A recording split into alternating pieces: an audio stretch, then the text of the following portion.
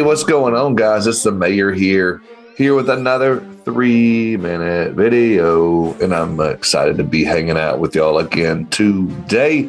And this week, we're talking about your agency management system and the reports and the data and why it's wrong.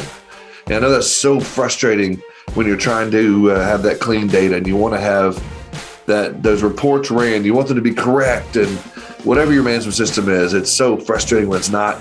And, you try to figure out why. Well, this week we've been talking about that, hoping it's helped you a little bit. I have a few things that I just want to add to the conversation from this week. And that is you need to operate based on facts, not emotions, not fiction, not anything other than facts. If you don't know the data, if you don't have the data, first of all, look it up. When you start looking, it's amazing what you'll find. But, if you don't know it, look it up, figure it out, get the question answered, get it in the system based on facts. When you do start looking at the data in your management system, it's pretty amazing what you'll find out. It's so crucial that you have that data in there correctly and that everything is put in there accurately, because you want to make sure that you find the right stuff in there. And when the data that you have in your agency is correct and it is accurate and everything is right with the world, then the data provides clues on what you need to fix. If you're running a report on this or that and the data's not right, it's going to tell you real quick what to fix. If you try to run a query on something and all the data that comes back is all mixed up and jumbled, or you get an error message, or you get this, it'll tell you what you need to fix by having the data in there. And if you want to run a report on this or that and it's not there, it can be so frustrating. So let's make sure that you enter that data in correctly based on facts, and use those clues. You need to know what to fix. And then the last thing I would say, which is probably one of the biggest things, is that accountability.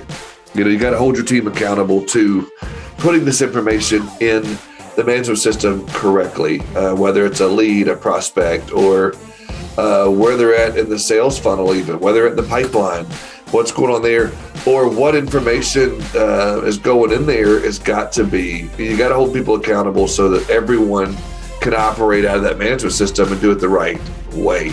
You want, to be able to run those reports.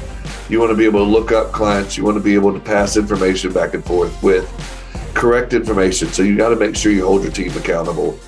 And whether that's using accountability partners, whether that's using team meetings, whether that's something that you discuss every sales meeting, or, whatever that creative system that you use to hold people accountable.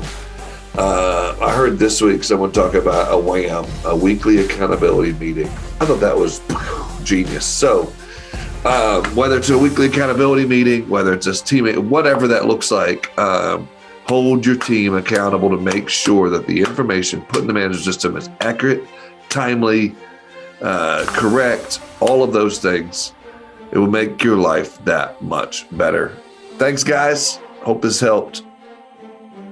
Look forward to hanging out with you on the next one. Hey, everybody. So want to just let you know, we have our Ridiculously Amazing Insurance Agent podcast. And if you have not already gone and subscribed to it, you're missing out, because it's one of the only insurance podcasts out there that has no sponsors, 0 sponsors. And the reason that we do that is we believe that we want to be the podcast for agencies with the people problems, the growing agencies. If you've got 10 people out there, you know what I'm talking about. It gets harder with different personalities.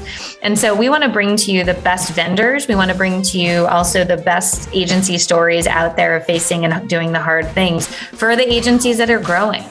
And so if you're interested in a new insurance podcast that isn't too crazy, let us know. We actually do these 3-minute videos as podcasts. You might be listening to it right now.